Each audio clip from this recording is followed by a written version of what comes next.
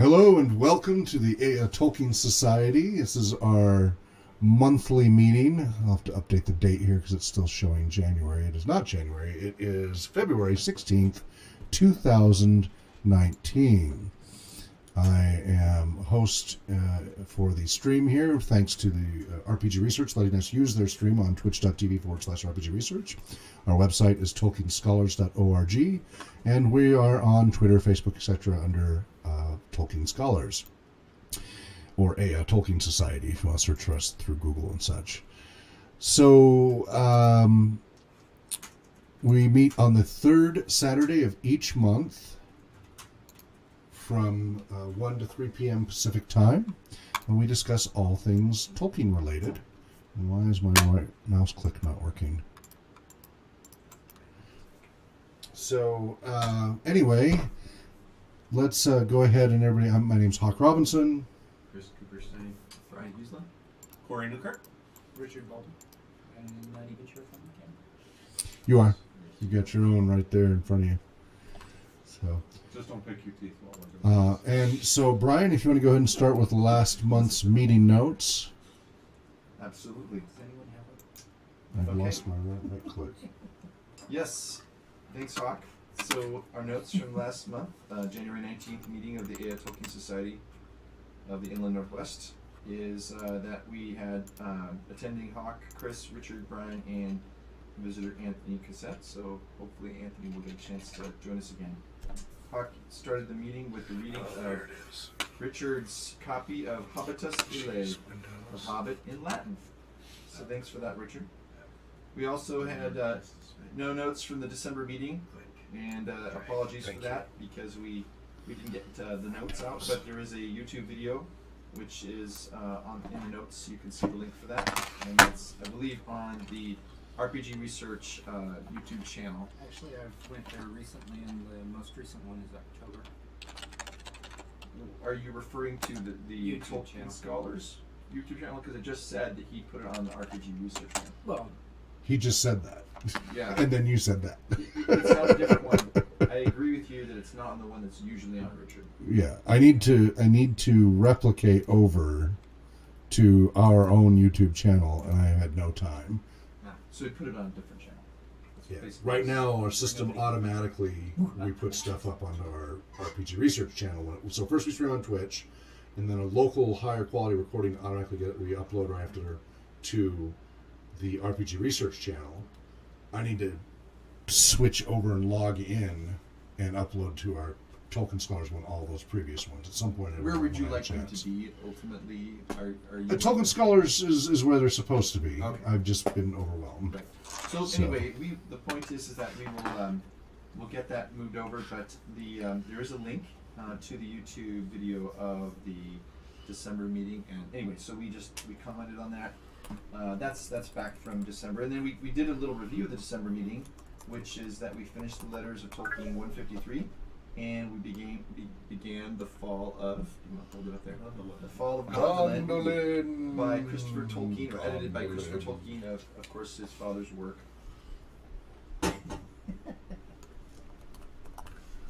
So I see nothing. there we are. Yeah, it is that one there. Oh, this one here. Yeah, right on the TV. There you go. The monitor. Now on brand new cameras. Very good. And in 3D. Woo! So we began the Fall of Gondolin, just read the introduction, and then some administrivia. Hawk suggesting September 21, 2019 for Tolkien Moot 15, excuse me. And that was accepted. The majority votes was to accept that as the new date for Tolkien Moot 15. Unanimous. Unanimous, in fact. Yeah. So, September 21. So that's the third September. Yep, third weekend of September. Third Saturday in September. Mm-hmm. So that's differently than usual. And it may be, getting married. and I may be like, it's going to be rough. I might be speaking at a national conference down in Reno Mm-hmm. the week before, and then be hurrying, and I might have to take the bus and the train, so I'll be hurrying to get back up here in time for Tolkien There's Mood. always August. I mean, that's a consideration. No, August is Gen Con, SpoCon. It's loaded. It's hot. The September's really people who good. come here that we've had in the past, would they all be at those, or Yes. do we feel like they're Most of them would be at those. Okay. So August is right now. yeah, yeah. Now in July, September's really nice temperature wise. Usually, it can still be a little hot, but it's before the snow hits, and October can be iffy. Alcoholic convention at Vancouver. That would be the only other one would be to October, but I feel like Yeah. we're pushing out too It's far. getting So worse, I'll manage, and I don't even know yet if they're going to accept my proposal. So, but if Okay. they do, So in the you know, meantime, I'll make it work. planning on the 21st of September, which again is a nice, appropriate weekend. It to do is. it because of Frodo and Bilbo's birthday being Yeah. on that same weekend. That's wonderful. And so we went through a number of other questions that we considered related to, and this was the January meeting. So maybe, I don't know if you want to take this one by one, Hawk, or if you want to just wait until I go through all of them and then respond. But here were the things we talked about. First of all, Please. was the moving the 2019 date for Tolkien Mood. Right. The second one was rolling Tolkien scholars into RPG research, Right. and the feedback was, at least from Tolkien scholars, aka the A Tolkien Society, the feedback from here was leave as it is, and the answer was no. Now, the ayes were 0 and the nays were 2. So the consensus, small though it was We that- want to change, Change but it. we weren't able to agree on what change. and then create a separate nonprofit entity. The ayes were 2, the nays were 1. Roll it into RPG research. The ayes were 2, the nays were 0. Abstentions 2. Yeah. Needs further investigation. We were split between yes, 2 of us, and no, 2 of us. I know I should have been here. Yeah, it's exciting. Motion made and passed to send the issue to RPG research. let them decide to for discover us. to discover their consensus. Hawk to tell us their feedback and discuss again in February. So, you want me to keep going, or do you want to stop and comment on that? Is it still going to be on that topic, or change the topic completely? It changes topic. Okay, then let's go ahead and cover that. All right. Well, no, let's go ahead and go through the list. Let's do this properly. Let's go through the meetings first, then we'll circle back to that. Gotcha. What, Okay. proper procedure? Yes. Who do you think we are? Robert's Rules. It comes under new New business. new business. Tolkien-related issues or news from group. Anthony appreciates Tolkien's depth of imagination. Got into the Legendarium and into Tolkien's work first with Lord of the Rings films, and then read the books concurrently. Other fantasy authors and their debt to Tolkien. Chris Kruperstein mentioned the Tolkien film, the biopic, being released on May 10th. Trailer's out now. Really? Yep. Nicholas Holt will play Tolkien. Yeah. Richard mentioned an article in Newsweek edition of 2017 on Tolkien, and I just saw that the other day. It was like a special edition, wasn't it? Yeah. Yeah. So I I've see why you got a cover photo of it. Nice. And then Hawk shared about RPG Social Network and how it's on an invite basis only, but it's meant to be an alternative for role players than Facebook and some of the other Yeah, things. safe So, and no data mining, and we host servers ourselves and all that. And it's Exactly. coming along okay. and you know, one of the functions of that, would you say, is just that it's meant to facilitate role-playing gamers and go Communicating. masters It's just all about helping communicate. communicate, because it's Yeah. all about the collaboration. I don't know if any of you want to be on that, but you would be welcome to be if you wish to be. Chris noted that he was interested last month. Oh, okay. So I didn't that's add you though, did I? action point. I don't think so. You halfway added me, and I haven't taken any. So I sent you a link and you didn't. I haven't taken any. Okay. Oh, okay. I don't know if that expires. Yeah, it may. And then in May, and then Anthony read letter 154 from Tolkien's letters. Okay. And just some comments on potatoes and tobacco being in the Shire. It's kind of retcon because these are New World crops. So it's kind of fun, kind of to see some of those things. Well, it's because of what you Well, where did they come from? Anyways, Exactly. Right? I mean, The Numenoreans. Yeah, The They've new been world, dropping the potatoes? old, the old new world. So remember, they were And exploring tomatoes. everywhere. It talks about them going to the far east, all the way around and stuff. So I think the who idea knows? is They brought it back with them. kind of really the They were idyllic gift bringers. British countryside of maybe the 1700s, where you already have these crops like potatoes and tobacco. You got ash in my tomato. He does have a little bit of anachronism mixed in, especially in Yes. the Shire. Yes, which is very appropriate considering Yeah. the Shire. Especially when you consider when they did the movie, they gave them very the outfits of the hobbits are very like not in the same realm with Right. like. But that's how Tolkien described it. Yeah. I mean, it was meant to be. Let me 'Cause finish he's the a notes and hobbit. then we'll, Yep. we'll discuss this some more.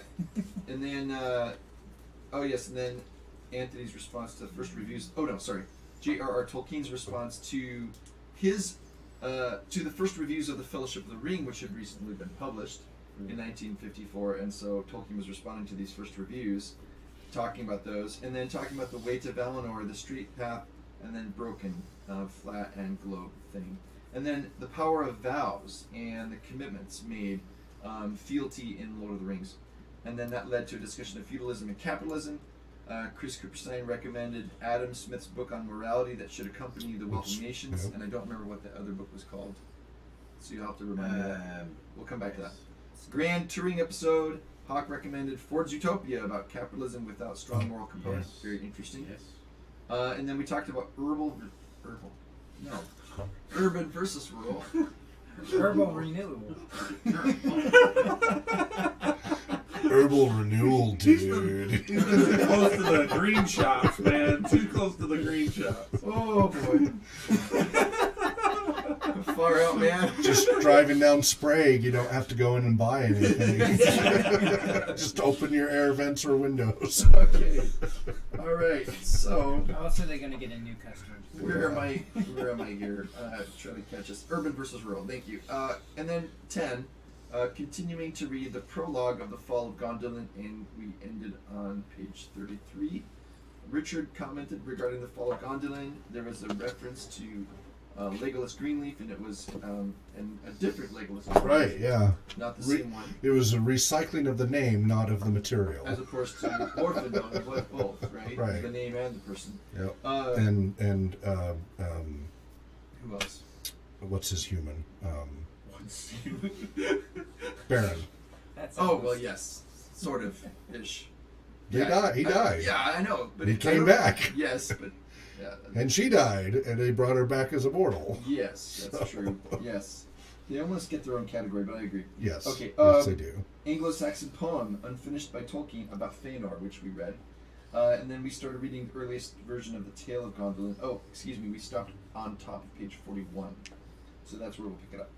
And then we revisited briefly the Amazon deal with Tolkien Estate and what it may include. We didn't really talk much about that. We just kind of alluded to it, so we can get some updates this time.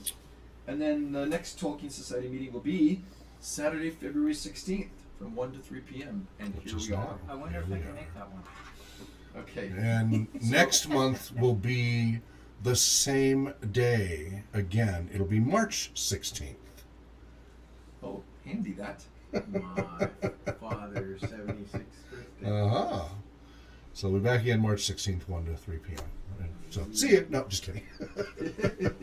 All right. So thank you, Brian, for reading through all the notes. Appreciate that.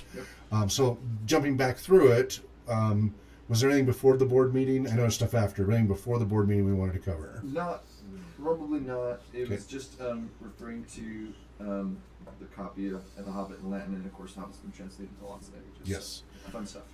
The original Klingon. One should always read Shakespeare in the original Klingon. From Christopher Plummer. That was just beautiful. That was I'm gonna have to beautiful. see that. I I've kind of never like seen William that. Shatner. So that was Star Trek Undiscovered 6, Undiscovered Country. Yes. I kind of like pretty good. Shatner's response, Kirk's Wait a response to that. Yes, well, Yeah, moving on.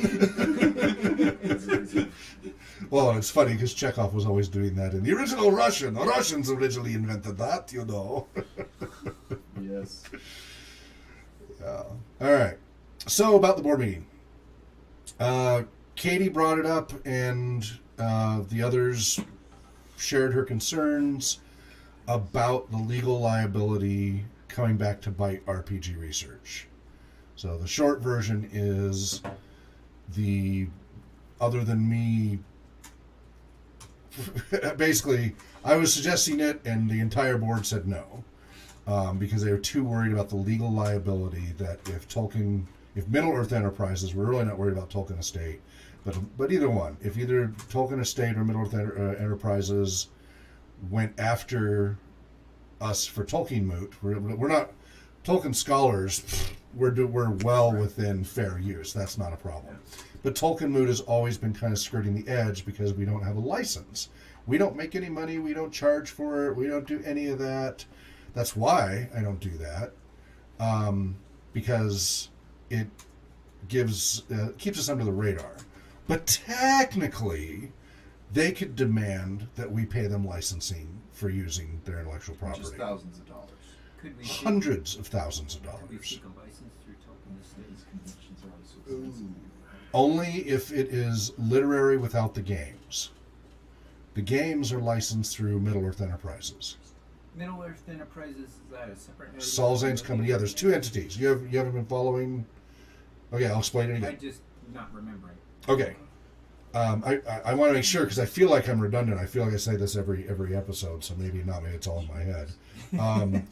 There are two entities that control the intellectual property rights to Tolkien's works. There's the Tolkien Estate, which is Tolkien's family, and that controls all the literary rights for all of the books. So if it's a book specifically that Tolkien wrote or Christopher Tolkien wrote, The Hobbit, The Lord of the Rings, The Silmarillion, The History of Tolkien, the History of Middle Earth, all these other Tolkien books, that's all controlled by the Tolkien Estate worldwide. In the 70s, so actually in the 60s, John Ronald Reuel, J.R.R. Tolkien, actually tried to sell the rights to United Artists to do some movies then, back in the 60s. It ended up not working out, the United Artists thing. They didn't make the movies. For various reasons, which we've read in the letters in the past. So then they let that license expire. After Tolkien died, the family, the Tolkien Estate and Christopher and Company, sold the rights just to The Hobbit and The Lord of the Rings only. Not the Silmarillion or anything else. There really wasn't a whole lot else back then. Just the rights to The Hobbit and Lord of the Rings, not the literary rights. The book rights remain with the estate. But the rights, the movie rights, the game rights, the merchandising rights, all those rights, the worldwide rights. In fact, I bet if I pull up Middle-earth Enterprises, it'll probably have a blurb I can just read straight from. Actually, it says, they changed it a few years ago because of the confusion. Yep. It's oh, geez, they've taken Middle-earth.com now. Wow. It redirects from Middle-earth Enterprises now to Middle-earth.com. And now it's all about the Dark Lord. And what's interesting is the background of all of their site is black with white text. The Dark Lord, his arm has grown long. What's that? Nothing. We're making silly jokes about other large companies buying it and turning it to the consequences of yes. Yeah. Like other. So Middle-earth Enterprises, formerly known as Tolkien Enterprises, is a division of the Saul Zane's company headquartered in Berkeley, California. They own the exclusive worldwide rights to motion picture, merchandising, stage, and other rights in certain literary works of J.R.R. Tolkien, including The Lord of the Rings and The Hobbit. We have produced and licensed films, stage productions, and merchandise. As far as I know, they've not produced anything. They have licensed all of these things. I'm not aware of them producing anything. Are you? Anybody? Well, produce can refer to film producers. But I don't think they have been any of that. I don't think they've ever given any money. They've only licensed. They're taking credit. It's like an intellectual property. Yes, well, they're taking credit for everybody else's work because that's what they exist for. Based on these Tolkien works for more than 40 years, inspired, blah, blah, blah, blah, blah, blah, blah. So, license guidelines, licensing contacts. Maybe all they exist for is licensing and lawsuits. They're just a bunch of lawyers. They create no new intellectual property. They do nothing to add to the art in any way, shape, or form. Should I bring up the similarity they have with Harmony Gold? Yeah. So anyway, Is Saul Zane still alive? I have no idea. And does he get any of this? He did, because he was famous for getting movie rights to books and then shafting the authors. He's infamous, I should say. He's infamous for being a huge jerk, like well known in Hollywood for being an SOB. He died in 2014 at age 92. Film producer and record company executive. Creedence Clearwater Revival. What? Better don't call Saul. They had they owned the record company, the Creedence Clearwater Revival, back in '55. He didn't, but the company worked for Fantasy Records. Yes. Owned them. Okay. Interesting. So it came out of Nashville. Defamation. Okay. Film career. So he Zaentz had the rights to One Flew Over the Cuckoo's Nest. So they got Best Picture Oscars for 3 films. Oh, really? 2 of them directed by Milos Forman. One Flew Over the Cuckoo's Nest, 1975, Amadeus, 1984, and then The English Patient, 1996. Now, The English Patient, that's the one I hear the author got shafted big time and everything. Yeah. The English Patient, it was not that. 1996. Did they get the money for the movie? So they got the rights to make the movies, so they got all the movie money, and the authors usually don't get squat. Wow. The author doesn't get a penny of that. Oh, wow. That's So Hobbit, here, Hobbit and Lord of the Rings, 1976, Zaentz acquired certain rights for the Hobbit and Lord of the Rings in When? 78. What? When? 76. This is after Tolkien died. Right, it was all after Tolkien died. It was all his family. Oh. They got it from Christopher and company. I bet you the family's kicking themselves about some of this stuff. No. No? They're not getting. They've are they made out getting like money? bandits. It turns out there was a hidden clause or that we didn't know about. They get money back on these movies. Yeah. Oh, They didn't bother for the small stuff, but when it became billions, all of a sudden there were big lawsuits and they settled. We don't know the amount, but they made out just fine. They made out just fine. 78, he produced the animated version. Again, it says produced. Maybe Maybe they did. they produce put the some money regular behind it. version. That shocks me. They paid some guy $1 to do a write-up. But anyway, so the Lord of the Rings version, remember the rotoscoped one, by Peter S. Beagle, directed by Ralph Bakshi. Through Middle-earth Enterprises, Zaentz owned the worldwide film, stage, and merchandise rights to Lord of the Rings and The Hobbit. Zaentz Tolkien Enterprises signed exclusive worldwide license with Ironclad Enterprises in 1982. This is about role-playing gaming, Right. which was at the time the biggest license in the history of the role-playing game industry. You had to make The And most they kept expensive one? that. What's The that? most expensive one or the most the biggest deal?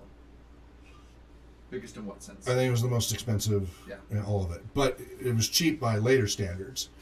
And they kept the license. They renewed 10 years. It was a 10-year license. That's awesome. And then they renewed it again for 10 years. But in 98, 99, because of the Peter Jackson movies, they wanted to free it up because they wanted to Right. get a lot more money. Right. So they played a bunch of legal chicanery and forced Ironclad Enterprises into bankruptcy. Stopped them from being able to sell any of... Now, again, Ironclad Enterprises was not... Ironclad Enterprises went outside of their license and brought in Silmarillion sources and other sources that were technically outside of their license. There was legal reason to duke it out, but it was legal chicanery. It was intentionally to force the issue. So wait. I'm trying to understand. Okay, you're saying that there's the Tolkien Estate, which gave Tolkien Enterprises their The snippet to Right. do movies and merchandising Right. and games and okay, such. and they're the ones that you're worried about that are going to Not the estate. No, I The know. ones they There's gave the it to. estates over Yes, here. Middle Earth You're- Enterprises you're used to be talking Tolkien Middle Earth Enterprises. is Saul what Zaentz you're company. worried- They're the worried ones about. who are dangerous. Well, probably be. I mean, would you say because the integrity of the work is not their main concern? They don't. All they care about is licensing and lawsuits. I thought all Just they to cared make the about was money. profits. Well, that's to make the why- money Yes. through licensing and lawsuits. Yes. There's lots of different ways to make money I think But we it's prefer the lawsuit. through licensing and lawsuits. Okay. So anyway, So they are. Back in 2004, I had a run-in with them indirectly through Merp.com, Middle Earth Role Playing. They were trying to clear the license for the upcoming DVDs for the movies. They shut down 120 plus Tolkien fan websites around the world. The DMCA, Digital Millennium Copyright Act, was in effect. They completely abused the purpose of that law and other laws. But most people who were fan sites didn't even want to begin to figure out how to deal with fighting them.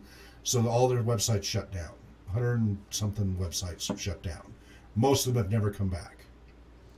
There were a lot of very active, vibrant Tolkien websites. Some were gaming, some were just Tolkien fandom. And I was part of the gaming side. Now, luckily, Merp.com by then was all volunteer and abstracted, and they didn't know who I was, etc., blah, blah, blah. So all they could do was email, and the servers they couldn't get to, and the ISP they couldn't do a shutdown or any of that. But they sent a DMCA takedown notice because I had links to links to links. So this is a deep link issue. So my server linked to another server that linked to a server that had photos of some of the maps from the Iron Crown Enterprises role-playing games. And this was to try to free up the license to resell for the role-playing game stuff. Later, that went to Cubicle 7. Wasn't on my servers. Wasn't on the server I was linking to. It was the server I was linking to that had the link to where the actual server was that had it. But they did a cease and desist, wanted me to shut down the entire website, which is what they did to a lot of others. They also had gone after every website that linked to us, that linked to Merp.com, and forced them to remove all their links. Sounds like. And what's that? I was going to say it sounds like, you know, the Star Trek, the Federation trying to get the webbing from the Borg out of their injectors. You know, it's kind of constantly growing, so they had to try to cut it off. It's the dark hand of Sauron reaching very far. I know. Too far. Well, anyway, I did not comply outright. I went, oh, this is interesting. I will look into this. And I immediately contacted EFF.org, Electronic Frontier Foundation, which is a nonprofit protecting our digital rights. And turns out, and I didn't know this at the time, was created because of the abuses of the federal government against role-playing gamers. Did you know that? Yeah, GURPS got raided by the federal government. Steve Jackson Games. It wasn't GURPS, it was Steve Jackson Games. Steve Jackson Games makes GURPS. Sorry. Back in the 90s, Steve Jackson Games was raided by the feds, the FBI, because they were supposedly training hackers, that they were a hacker den. Because they had a role-playing game called Cyberpunk. Really? Yes. Yeah. Yes. Yeah. Yep. But somebody told them, you're training hackers here, shut them down. So they raided, they took all their computers, seized all their assets. Now, role-playing gaming is a labor of love. It is really hard to make money in that industry. And even Steve Jackson Games, which was one of the better, succeeding companies, did not have a lot of resources to survive that. The only reason they survived is they had been emailing out draft copies to a select number of fans. So they were able to parse back the projects they were working on. The fans emailed them back. And so for the next 6 months, they had no computers, right? They had to scavenge their own equipment. They had to rebuild to stay in business. And fans did everything they could to keep them in business. And then they got their computers back, wiped, clean. The feds, this is a common practice the cops do, wiped all the computers clean. All that work gone. No data. Decades of work, or a decade and a half of work. Luckily, Steve Jackson Games survived it because of the dedication of the fans. That led to a number of people getting together that wanted to deal with these abuses, digital abuses, etc. And eventually, there's more to it than that, but eventually that was part of what led to the Electronic Frontier Foundation. Fast forward to 2004, my run-in with Tolkien Enterprises, and so I contacted EFF, who had been a donor to for some time, said help. Turns out they had a ton of Tolkien fans on staff. They put me in contact with some lawyers. They said, well, we'll help you pro bono, but let's first just send them these emails with this particular phrasing. So they just had me just respond with certain phrasing, saying, please specify the exact links that you find to be violating the rights, so we can address it accordingly.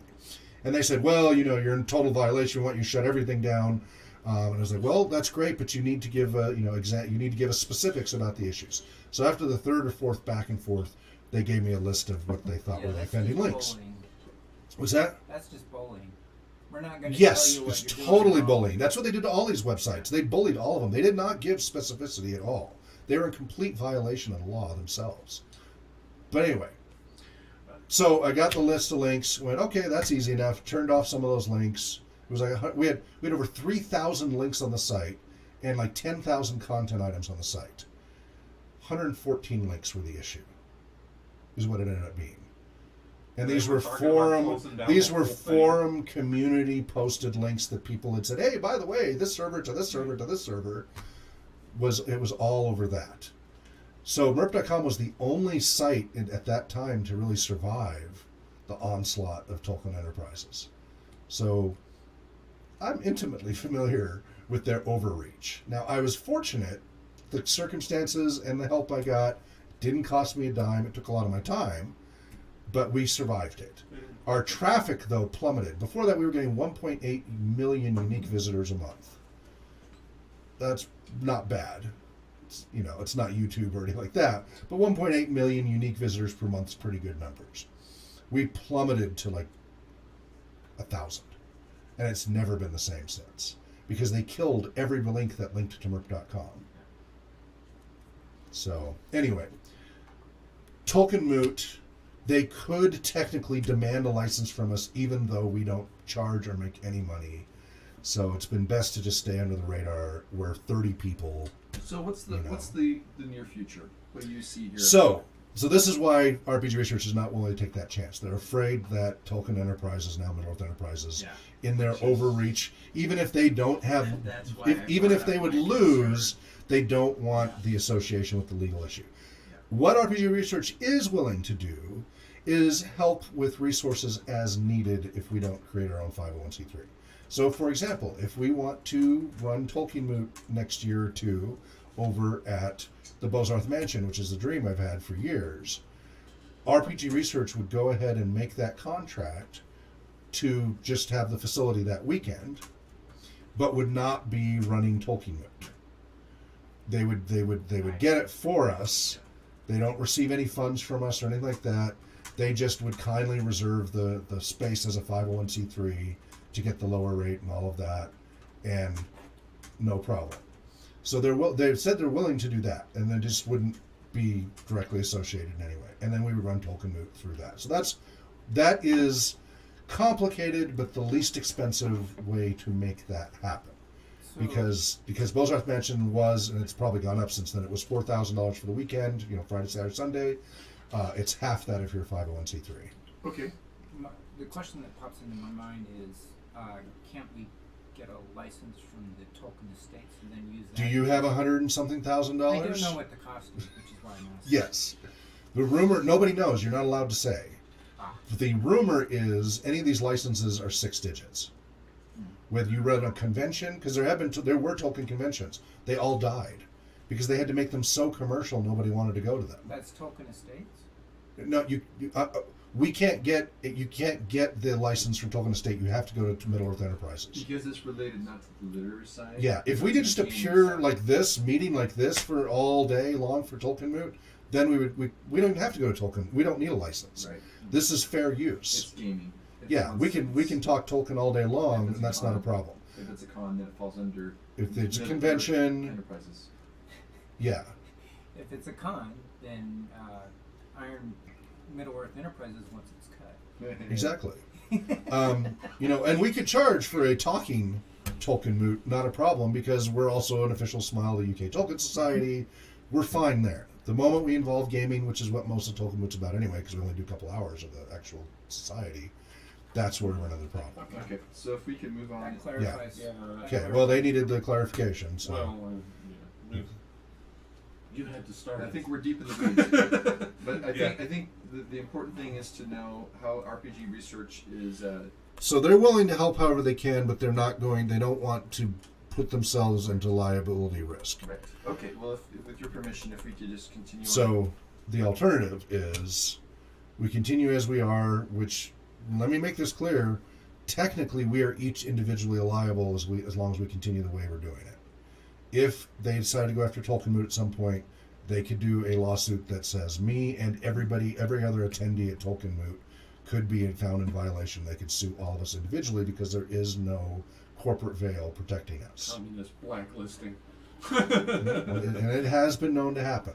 And Tolkien Enterprise and Middle Enterprise have been known to do it. And again, it's usually an overreach, but then you have to go to court and fight it out and blah blah blah and get a lawyer, etc. I think You we're still. lose I think more we're money still. in the I long think we're run. still tiny enough to escape the eye of. Exactly. That's why we've just been doing it. And that's why everybody keeps saying, "Why don't you charge? Why don't you charge? Why don't you charge?" And I'm like, because the moment I do, it opens up a can of worms. Do you mind if we just go ahead and deflect off of this? I'm not saying that these aren't important issues, but we do need to move on with the meeting. Well, and- okay, I understand that, but this was, I mean, Sorry, this I is the brought topic up we the got to make It's sure. relevant, but not all of us here are Uh-huh. involved in the Tolkien Moot side of Tolkien scholars. So Okay. I think it is wise to move ahead, and then we can Right. continue discussing this later if we need to, Okay. because it is almost 2:00. Okay. So anyway, I don't think there's any other points on the notes that we, as I said already, referred to the Tolkien film. Did you want to refer to that or the Amazon? Well, there's a 1-minute teaser trailer out, and it gives various flashes of Tolkien's school. So it seems that it covers the war, and it seems that it covers his early schooling years. And that's it? Um, They do a two-parter? Well, that's all that they give you. that Okay. you can't do much in a minute. They don't show him older or anything like that? Well, Right. No, like- this is really focused on His younger years. the younger years. Tolkien, the younger years.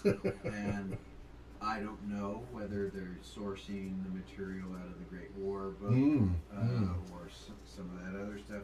Those are things that I don't know. Well, that's the one thing I love about biographies is that many times people will take their facts and they slant it in a specific way to support their idea of what that person was like in life, and sometimes it's I have a really hard time with biographies, especially since I feel like they're doing this knowing that Amazon is coming out. I don't know that they do. I don't mean to disagree with you, Corey, but I wonder. It's possible that they do, but to me, I mean, when you put out a movie, you start this 3-4 years ahead of time, where you've got people sitting down and saying, okay, we've got the money to be able to do something like this. We've got a script. I mean, there's so many pieces and parts to it that I wonder if, I mean, it could be related to the general interest. There still is interest. But I thought that is this the one that came from Britain? This is the one that's been Yes. produced over there. So Yes. it's not necessarily linked to what we're talking about, which is as I understand it, Salzance that's an American. Yeah, Kid Berkeley, company. California. Yeah. Yeah. No, I was saying the Amazon possibility Yeah, that's so- coming up in the future. I And think. Amazon is also an American company, and Well, we're talking yeah. about a British. But I think a lot of times people stick their finger up in the air, feel which way the wind is blowing, and decide to make a new movie possible. about stuff. And since Tolkien is now of great interest in the Yeah. last however many years, Sure. I mean, how long has it been since anybody's written a biography about Tolkien? I mean, that Well, have so- been famous or Pretty much or every in year. a larger deal. So I would just comment on that is that one really good follow up from that would be that Verlin Flieger, who's a Tolkien scholar, has come up with a recent book on, I think it's called Splintering the Darkness. I'm not sure. I'd have to look that up. But it is having to do with Tolkien and how it's kind of like a biography, but it shows how he kind of like he portrayed himself one way, but there's always this tension of, and the book is actually quite interesting because it deals with his the fact that he was two kinds of people. That he was on the one hand, very gregarious on the one side, but also very private on the other. Yes. Or that he would, how he would rant about technology, but then. Well, that You probably buy a car. comes from people messing in his private business and telling him. All he I'm can't trying to get say, Okay, I'm not invalidating what you're saying. no, all I'm trying to say is that I feel that there's a lot of people that think that they have the pulse on Tolkien, and I've read a number of articles, where I feel like he's been grossly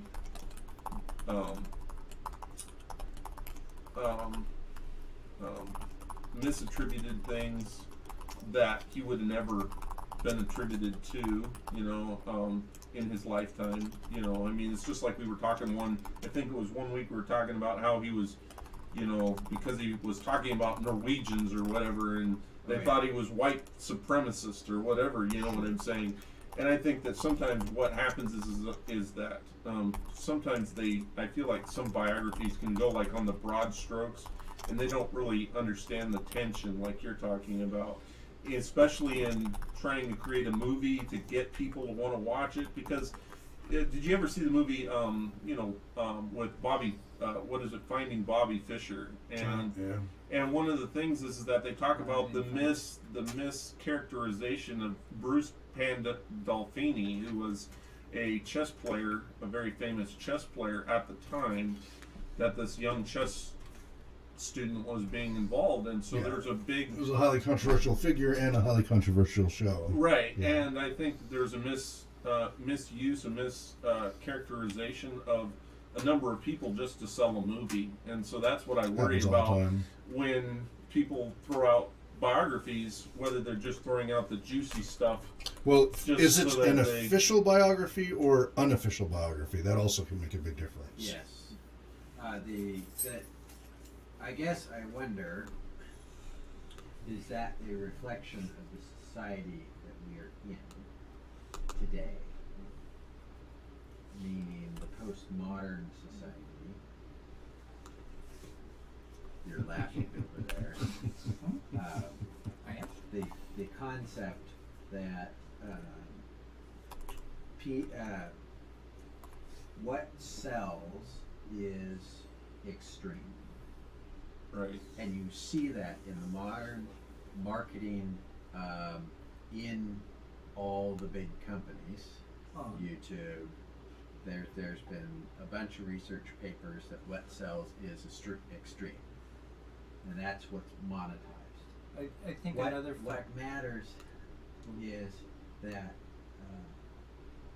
we need to demonetize. Well, I'm not calling for the demonetization of these things. I'm calling for the prioritization of the humanness of people. And Versus the commercialization. yes. So, if you humanize someone correctly, the commercial value of that will occur, rather than the other way around. Right. Well, and I agree with you. I guess my cynicism is that they have a tendency to write something that they call history, and it's more like historical fiction than it really is history. Generally. Oh yeah, historical fiction is more fun. So here's an update But on that's what's Amazon Prime's Tolkien-related stories and deal that they've made. The map. They But we have- will not show it, because at the bottom right-hand corner of the map, as I notice, it says, "For personal use only, copyright 2009, Amazon Content Services, LLC." Yep. Yep. So, So we can talk about them. Talk Yes. about licensing. Yep. Oh yeah. Another thing that I think is a factor with these people who are making these movies, Corey was talking about people holding up their finger to see which way the wind was blowing to figure out the next project. I think a lot of that has to do with they kind of sacrifice their own imagination for their career to get into Yes. their career. Yes. So they don't have that anymore. So Yes. they just have to grab somebody else's at any Yeah. cost. Well, it always seems like they're going off of something else that somebody's already produced. You know, it's, a lot of the movies nowadays, Spider-Man. Well, Hollywood you know, is a closed ecosystem. so maybe we can bring this back to Tolkien, since this is the Sorry. Tolkien Society, and talk a little bit about what we think. If we want to talk about the Amazon Prime thing, they haven't really put out much, but the main thing that to report is that they now have a Twitter account, they have a Facebook account. So basically what we're seeing this month that's new is that they've set up social media, and that the only material out there, content, is this map with no labels or anything on it. but it is a map of second or third age Middle Earth. So Beleriand's not there. Yeah. And there is, interestingly, a lot of detail east of the Sea of Rune, and I think that matters. I think they wouldn't bother with that. They're Unless clearly there was a using reason. the original map developed by Christopher Tolkien that he did for his father. They're using that style, but they're showing the further eastern edges. So I don't know, but speculation maybe that whatever they do will involve perhaps something related to the Dorvinian or the Easterlings. But that's speculation. Which Tolkien only did in True. broad strokes. Very broad. But you could have a story starting in the east, and you could have them kind of moving towards the Right, west. but I suppose that would kind of sidestep Tolkien Estates, because that's not the mythos that Tolkien Well, wrote. it's So technically all, if you make it derivative, it still technically is considered derivative work. So, for example, the Yahoo fan modules created all of these expansions for the East and the South. You know, what does Harad look like, and what does the Great East look like? So they created all of these after ICE went down. A bunch of people, so many of them, the authors from then, continued releasing them on through France and Yahoo fan modules. All of their content, bit by bit, freely open to people, and up until about 2004. And then they somehow weathered the storm, I think, because I think they moved it to servers that, anyway, they came back after later. So people have been able to do that, but again, it's kind of because they're so small, and it's they kind of let them be. But let's say you did a bunch of fan fiction slash fiction, which is out there. fiction. If it gets traction, if it gets popular, and if you try to make a dime, Right. then they'll be all over you. Yeah. But if it's just floating around and it's not getting traction, then they don't really care. So, just a question to put out there. One of the Nazgul is an Easterling. Yeah. Would they potentially be trying to kind of track because one of the things we put out there back in several months ago, it might even have been a Tolkien move, was with this new deal, one of the things they could choose to follow, maybe, would be the rings. Mm-hmm. You know, you've got 9 for mortal men doomed to die. Yep. So you could follow the stories, as it were, the backstories of these men. They were all supposed to be kings, weren't they? Yep. So Great kings of men. the thing about the East is that was where the race of men first appeared, and then they filtered to the West, and True. Yeah, in the first age. so there's a Interesting. huge ancient history there that Tolkien hasn't touched on. He did to some degree. So when I was doing my research for Tolkien 3, Mercon 3, I did the whole gift bringers, and I delved into all of the history of humans from when they were, came to be, up until the fall of Numenor. And they were very primitive, and they were under the fear and shadow of Morgoth and later Sauron and such. I And think Morgoth pretended to be Umo, or not Umo, but the hunter. Orome? Yeah. Yeah, there was something like that. Yeah, I think there was something. I don't remember But I exactly. think that was with the others. But yeah, I don't remember the details of that, but that is something. Right. But anyway, most of the humans fell under the sway of the dark side. There were 3 tribes of men that went west to escape the shadow, and then that's the 3 tribes that later, if I remember correctly, I might be jumbling this, I could be conflating exactly how that unfolded. It might have been later that the 3 tribes stood out, but eventually these 3 tribes stood up in the battle with the Eldar against Morgoth, and so they were given the reward of Numenor for doing so. Actually, the battle with the Ainur, the Vala against Melkor, the 3 tribes of men fought against Morgoth and all the other Manish races, because all the other Manish races were on the side of Melkor except these 3 tribes. Beor and Hador and Right, and then what was this? Yeah. So, and the Woses are the only race and culture that never were corrupted. Even the Eldar and such gave in, got corrupted. All of them got corrupted except for the Woses. And so it was kind of Tolkien's Victorian concept of the noble savage, yeah. So Kamil was the only named Nazgul, and he's the one who was a king or a warlord of the Easterlings. Mm-hmm. That's one potential thing. Another one is that what if The two blue yes, wizards, exactly. Yes, went What into if the east, story is yeah. tracking the fact the coming of Hallandale Istari? and Sindalo. What if the coming of Istari, Sure.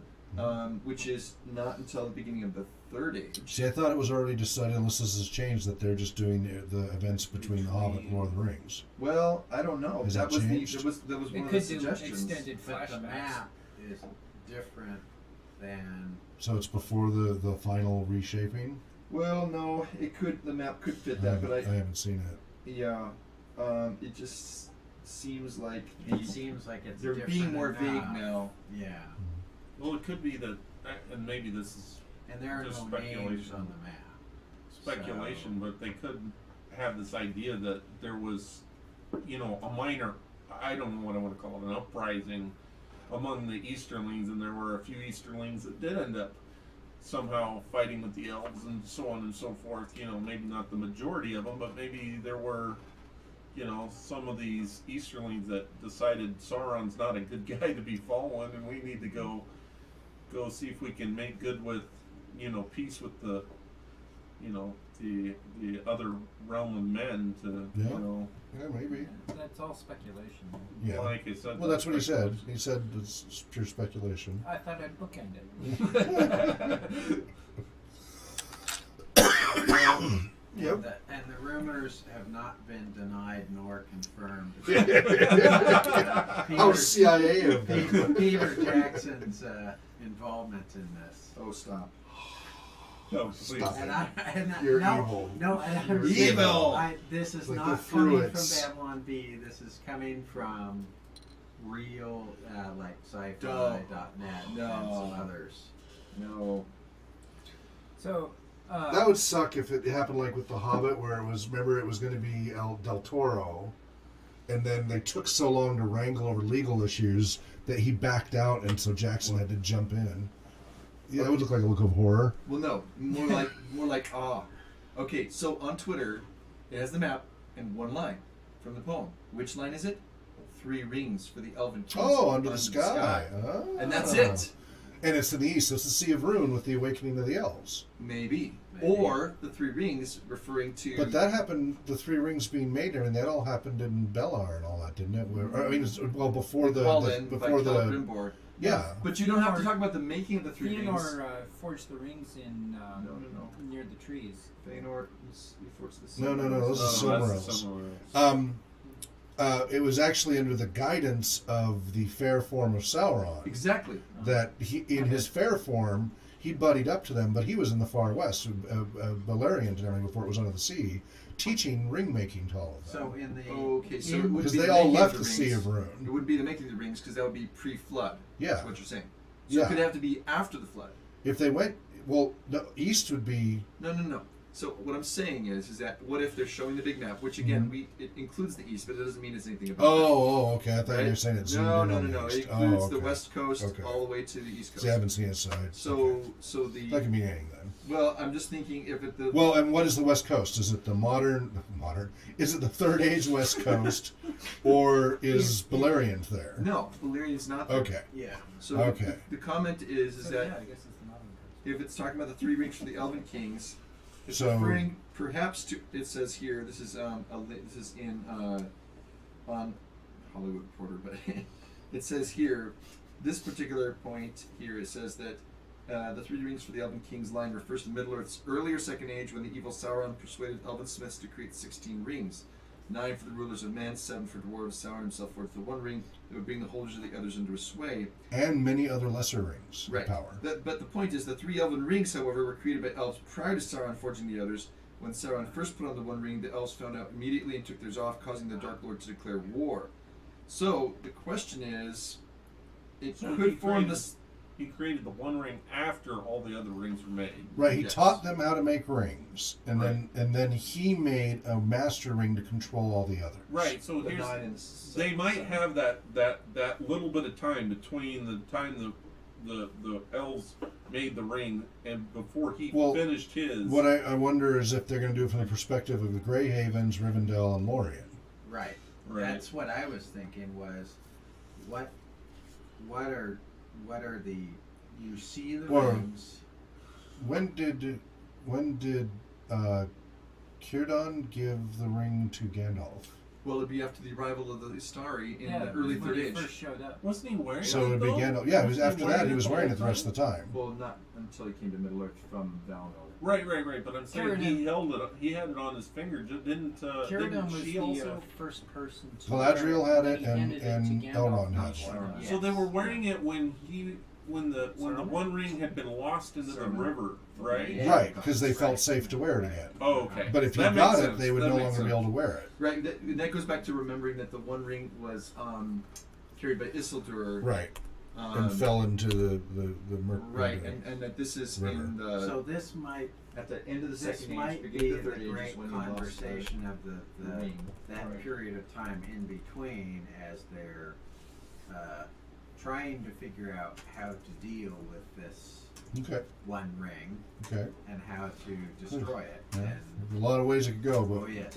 we have no real data here. Yes. We are totally We're grasping at straws. grasping. Yeah, we're grasping at But there are amorphous. straws because there's a choice. whistling If in you're the going to dark. put a quote on there and like nothing except a map and a line, And 3 rings. the line must mean something. They're kind of Yeah. teasing something here. Or they're just the next one is going to be Oh, it's going to be a what's the series. succession? 3 rings for the Elven Kings under the sky, 7 for the Dwarf Lords Oh, on the Halls of Stone, 9 yes, for mortal men's doomed to good. die, 1 for the Dark Lord on his dark throne. And if they do one a in the month, land of this will Mordor keep where the fans shadows going lie. for like 6 Right. months. Well, that's what I say. Each month or two, they release Oh, another I think you're on segment it, of Hawk. the I poem. think so. They don't have to say, Trilogy but they can for just put it maximum out as the profit. very first line. Right. Well, you've seen billboards where they do a little bit at a time and they reveal a little bit at a But time. there's an idea that That's a marketing if you think about strategy. the poem, though, if you Yeah. think about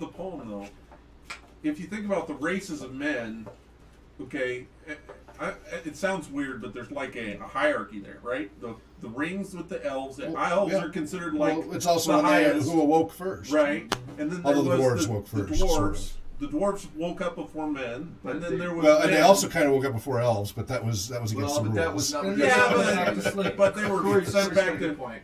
But they were sent back to sleep because Priorities. they were supposed to Yeah, be yeah. the firstborn, Yeah, yeah, yeah. right? Yeah.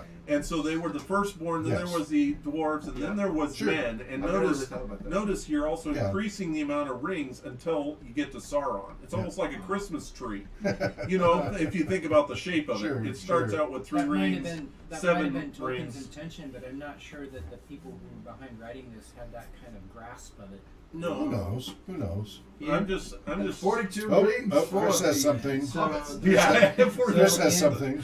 the double line at the end of each verse is in the land Land of of Mordor where the shadows lie. Exactly. And so I've written music for that. maybe so. that's Ooh, Wait, let me see that. clue. Can I Or see that? it's just because it's the famous Yes. Tolkien Sorry, poem, wanna see it. and it's a great lead up to what's going to be going on.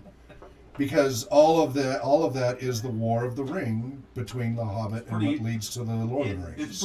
It's pretty interesting to I note that One Ring gets more attention than the others.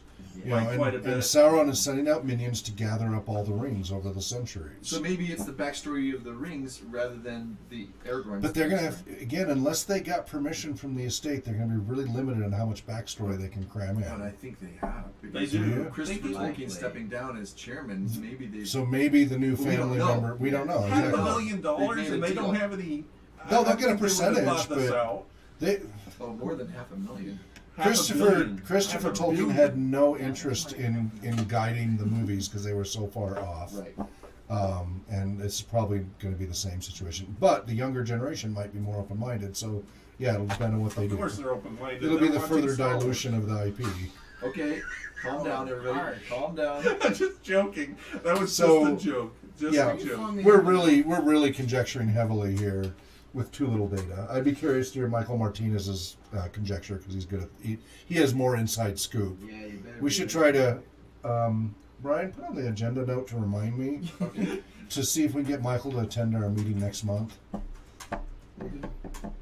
And I'd really love for him to be in these meetings because he has such great insights. I got a note I want to mention. Okay. Extra Credit recently did a 3 30-minute shorts on each of the novels. I don't know what Extra Credit is. Extra Credit's a YouTube channel. Okay. They do discussions of literary works, and then they do cartoon illustrations. Okay. Of it. And they did one of what? The Lord of the Rings. Okay. The Fellowship, the Two Towers, and the Hobbit. Okay. The Hobbit. So is it kind of like Cliff Notes of video of Yeah. the stories? Okay. They do a lot of. How the Lord of the Rings should have ended. They do a lot of historical stuff. Okay.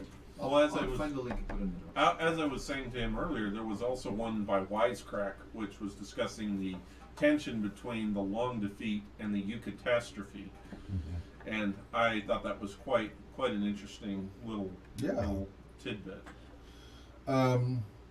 Okay. Are we We done could with read on the page conjecture 41. show side? Yeah.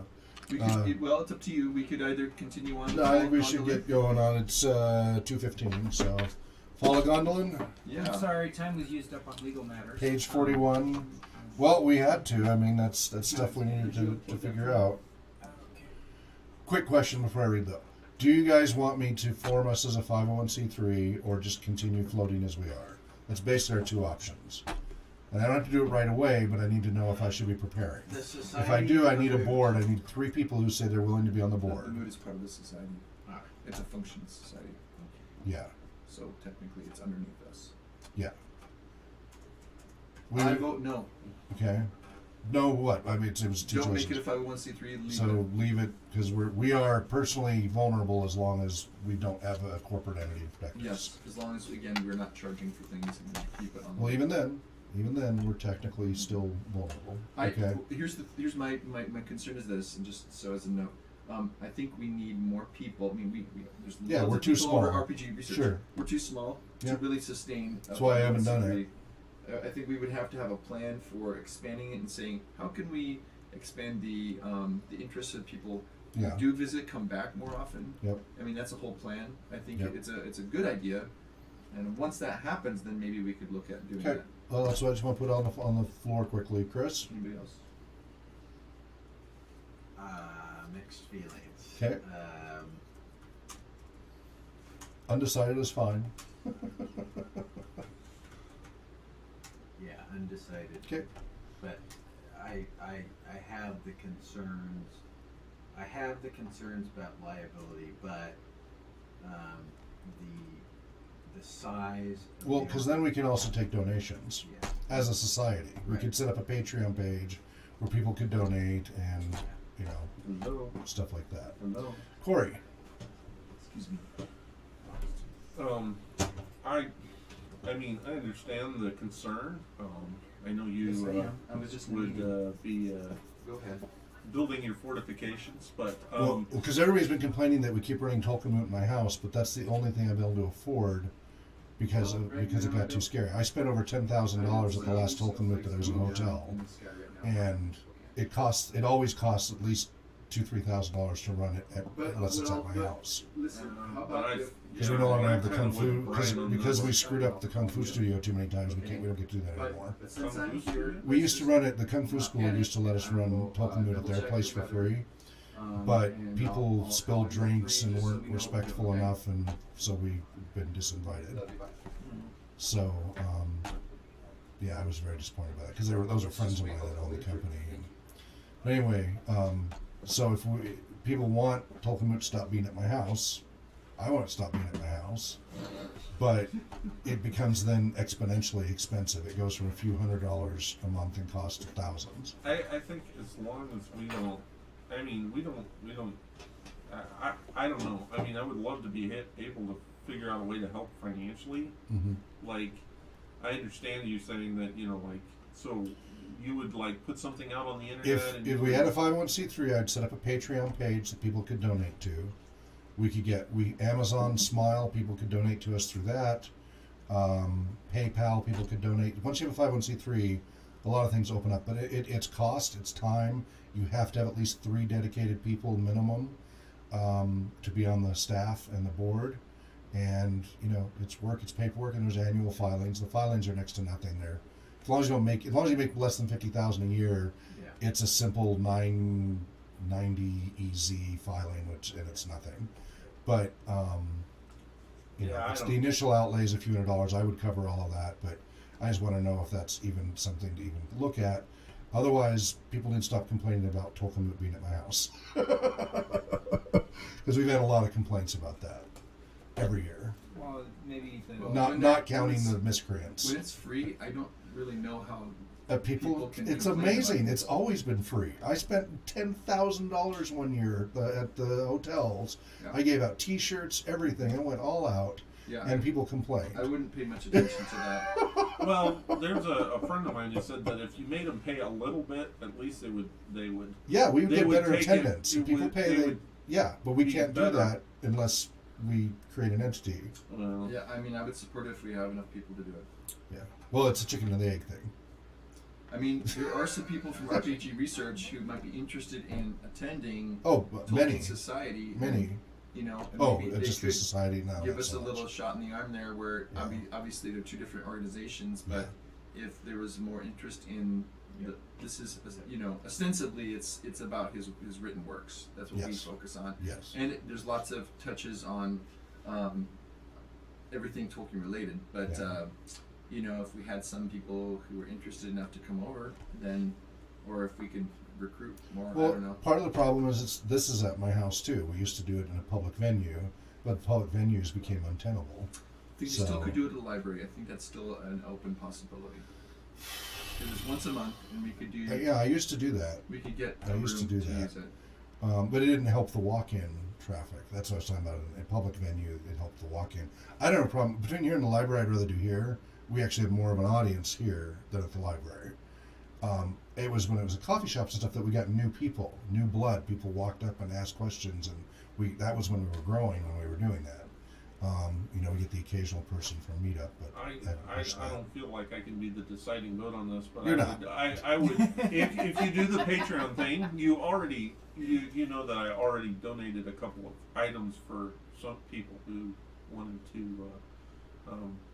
I don't remember how you explained it, but you know my that's great. deal, Yeah. If the Patreon. But that doesn't require a bank account. Well, I don't know. No, what I'm saying is that's like a motivational deal to get people to Right. donate, right? Right, yeah. So, I'm all for you know that kind of thing, being involved with Patreon and Yeah, but I don't dare do that without a corporate. Well, if you don't have at least if you don't have Brian and yeah, there's got to be 3 staff. you got to have board at members. least 3 people, Yep. so that's going to be hard Yep. because me and So what do you vote? Richard, Undecided, I'm gonna yea or act- nay? I'm going to have to say no this time Okay, around. all right, Richard. I'm abstaining. Okay, all right, that's fine. Just wanted to touch base on that for the notes. So 2 no's, and Hawk, of course, is proposing. yes. So So if you propose, you don't get a vote. oh, I can. I'm proposing. I'm putting it out there. I'm just letting people know what What we need the is ramifications are. We need an increase in more permanent people here on a regular.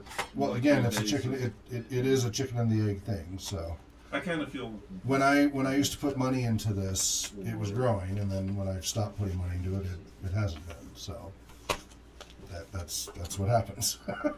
All right, we were on page 41 at the top. well, people I like to be believe so. bragged. Yes. Okay, the Fall of Gondolin, page 41. Now on the quiet waters of Mithrin, over which the voice of the duck or mooran would carry far, he had fared much in a small boat with a prow fashioned like to the neck of a swan, and this he had lost on the day of his finding the hidden river. On the sea he adventured not as yet, though his heart was ever egging him with a strange longing thereto. And on quiet evenings, when the sun went down beyond the edge of the sea, it grew to a fierce desire.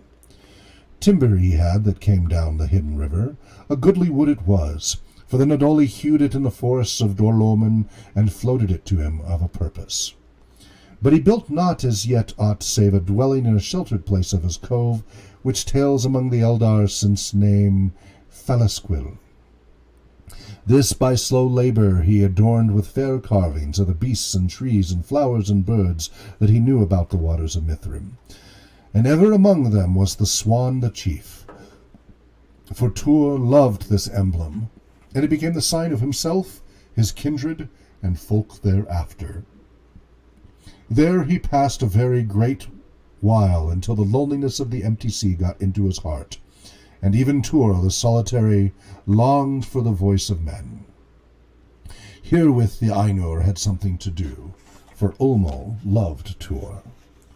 One morning, while casting his eye along the shore, and it was then the latest days of summer, Tur saw 3 swans flying high and strong from the northward. Now these birds he had not seen before in these regions, and he took them for a sign and said, "Long has my heart been set on a journey far from here. Lo! Now at length I will follow these swans." Behold, the swans dropped into the water of his cove, and there, swimming thrice about, rose again and winged slowly south along the coast. And Tur, bearing his harp and spear, followed them.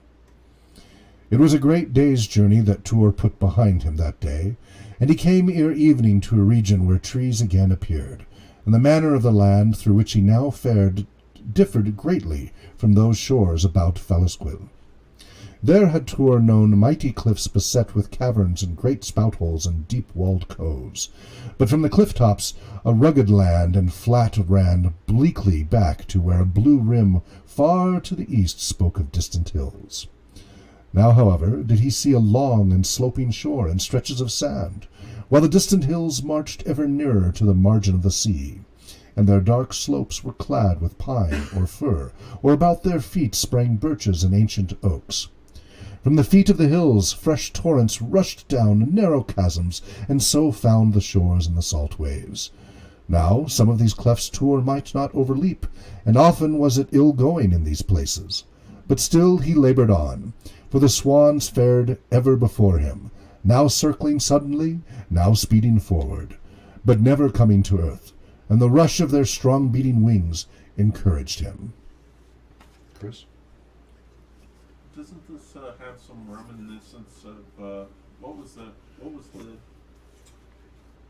this picture of this quiet gliding that Tolkien used to talk about in one of his books, where he saw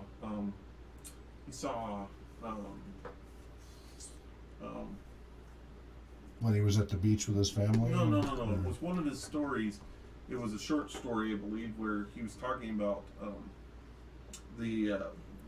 sorry, I'm trying to think what the bird is that we're just reading about. Swan. The swan is like taking off to he's watching the noiseless flapping of the something he said something about airplanes. So hating airplanes because they make this huge amount of noise, and this quiet gliding of swans or whatever. I think he kind of was obsessed with the idea a little bit. Mm-hmm. You know what I'm saying? The imagery of it. Yeah. Okay. Like the white. You've seen pictures of where the bird is. It was like definitely a recurring theme for him. Yes. Right.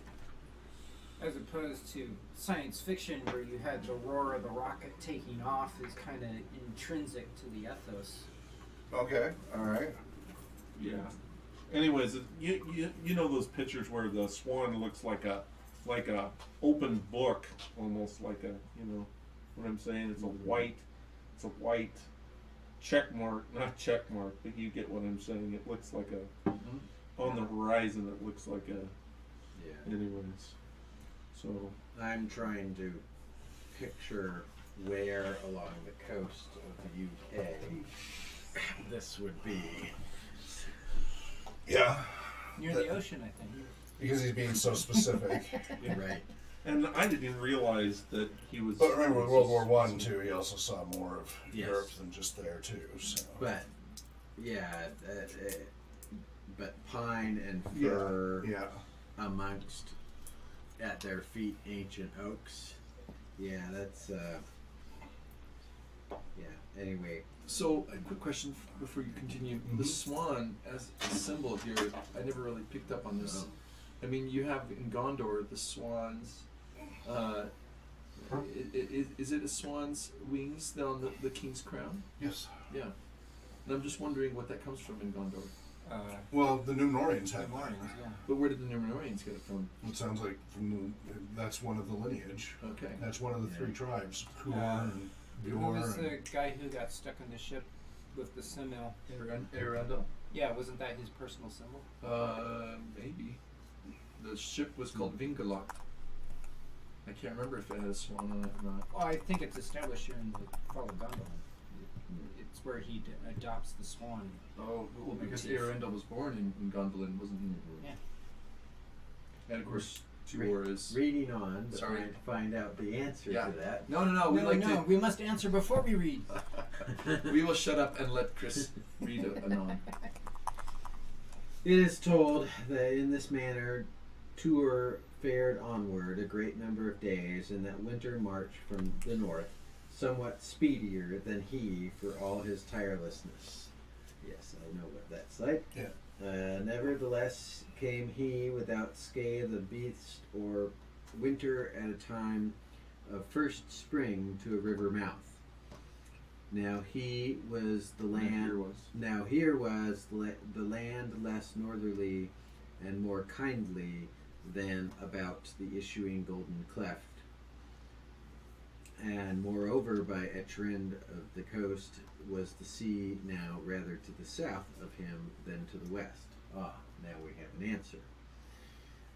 As he could mark by the sun and the stars. But he had kept his right hand always to the sea. The river flowed down a goodly channel, and on its banks were rich lands, grasses, and a moist meadow to one side, and tree-grown slopes to the other.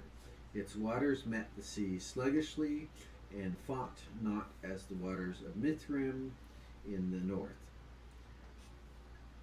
Long tongues of land lay islanded in its course, covered with reeds and bushy thicket, until further to seaward sandy spits ran out, and these were places beloved by such a multitude of birds that as Tuor had nowhere yet encountered. Their piping and wailing and whistling filled the air, and here amid their white wings Tuor lost the sight of the three swans, nor saw he them again.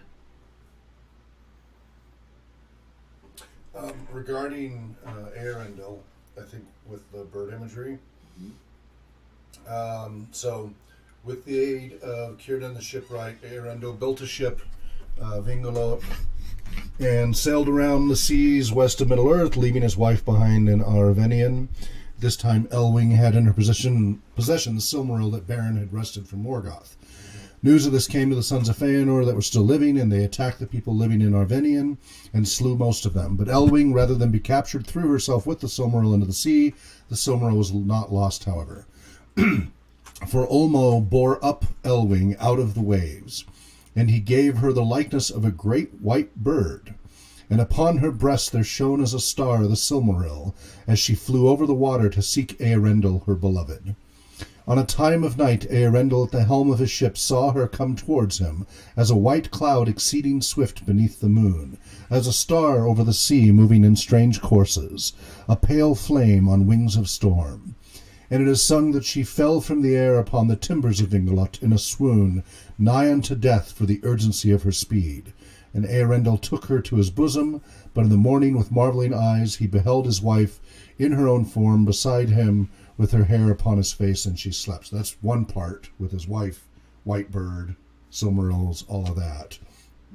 It could be just an albino eagle. But when all was spoken, Manwë gave judgment, because this is about their death and such, and said, "In this matter the power of doom is given to me.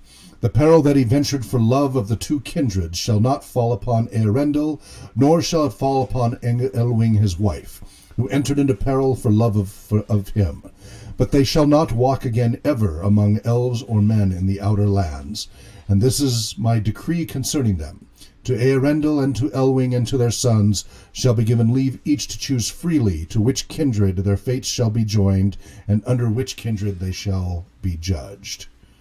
So, they create that whole split between the half-elves, option between human and anyway. But yeah, so yet again, the white birds come up over and over and over again in Tolkien's works, definitely. Yeah, I believe it was Smith of Luton. Is that where he sees like an image of something like? I don't know. That'd be a good thing for you to research and bring up next month. I believe that's where it was. Okay. Brian, do you want to continue? Sure, always do. Was that? I always talk myself into a job. Then did Tuor grow for a season weary of the sea, for the buffeting of his travel had been sore. Nor was this without Ulmo's devising. And that night the Noldoli came to him, and he arose from sleep. Guided by their blue lanterns, he found a way beside the river border, and strode so mightily inland that when dawn filled the sky to his right hand, lo, the sea and its voice were far behind him, and the wind came from before him, so that its odor was not even in the air. Thus came he soon to that region that has been called Arliscion, the place of reeds, and this is in those lands that to the south of Dorlomin, and separated therefrom by the shadowy mountains, whose spurs run even to the sea. From these mountains came this river, and of a great clearness and marvelous chill were its waters, even at this place. Now this is a river most famous in the histories of Eldar and Noldoli, and in all tongues is it named Sirion. Here Tuor rested a while, until driven by desire, he arose once more to journey further and further by many days' marches along the river borders. Full spring had not yet brought summer, when he came to a region yet more lovely. Here the song of small birds shrilled about him with a music of loveliness, for there are no birds that sing like the songbirds of the land of willows. Oh, the land of willows. That's Treebeard talks about this. That's right. Yes. And to this region of wonder he had now come. Here the river wound in wide curves with low banks through a great plain of the sweetest grass, and very long and green. Willows of untold age were about its borders, and its wide bosom was strewn with water lily leaves, whose flowers were not yet in the earliness of the year, but beneath the willows the green swords of the flag lilies were drawn, and sedges stood, and reeds in embattled array. Now there dwelt in these dark places a spirit of whispers, and it whispered to Tuor at dusk, and he was loath to depart, and at morn for the glory of the unnumbered buttercups he was yet more loath, and he tarried. Here saw he the first butterflies, and was glad at the sight, and it is said that all butterflies and their kindred were born in the valley of the land of willows. Then came the summer and the time of moths and the warm evenings, and Tuor wondered at the multitude of flies, at their buzzing and the droning of the bees and the hum of bees. At the droning of the beetles and the hum of bees. And to all these things he gave names of his own, and wove the names into new songs on his old harp, and these songs were softer than his singing of old. Starting to sound a little bit like the South in America, American South a little bit, because man, those beetles, well, not beetles, but those cicadas, man. Yeah, you hear that in amazing. Japanese anime, when they're doing something set in the summer. Yeah, in Oklahoma, I was always talking like this. I'm like, why are you shouting, guy? And I'm like, to talk over the noise. What noise? That noise. I don't hear anything. It's like it sounds like power lines. Oh, you mean the locusts? Locusts? What do you have locusts? Well, yeah, in Oklahoma, it's loud. Grass down. Oh, man. It took me months to start to get used to that. Yeah. Why do you think the birds are there? It's feasting time. Well, it's all about the birds. Yeah, in Utah, that's the state animal is the seagull because they have the Mormons have a whole story there about them saving them from the plague, the locusts. Yeah. Do you want to take another crack there, Corey? Then Ulmo? Yeah, then Ulmo grew in dread lest Tuor dwell forever here, and the great things of his design come not to fulfill. So Olmo knew this was going to be a hard part for him to convince him to leave. Therefore, he feared longer to trust Tor's guidance to the nobly alone, who did service to him in secret, and out of fear of Melkor wavered much. Nor were they strong against the magic of that place of Willas, for very great was its enchantment. Behold now, Olmo leapt upon his car. His car? That refers to obviously not what I'm Mode of thinking. transportation. Before the doorway of his it's palace. a chariot. Okay. It's drawn by the animals, so it'd be like a boat. Yeah. So the old meaning car would just like a railroad car, right? It's meant to be It's pulled along. It's pulled along. That's right. Did he get them moving by, say, charge and they'll scatter? Behold now, Olmo leapt upon his car before the doorway of the palace, below the still waters of the outer sea. And his car was drawn by narwhal and sea lion, and was in fashion like a whale, and amidst the sound of great conches. I can't say that, but we know what it is, right? That special seashell. Yep. He sped from Ulmonen. Mm-hmm. So great was the speed of his going that in days and not in years, without count as might be thought, he reached the mouth of the river.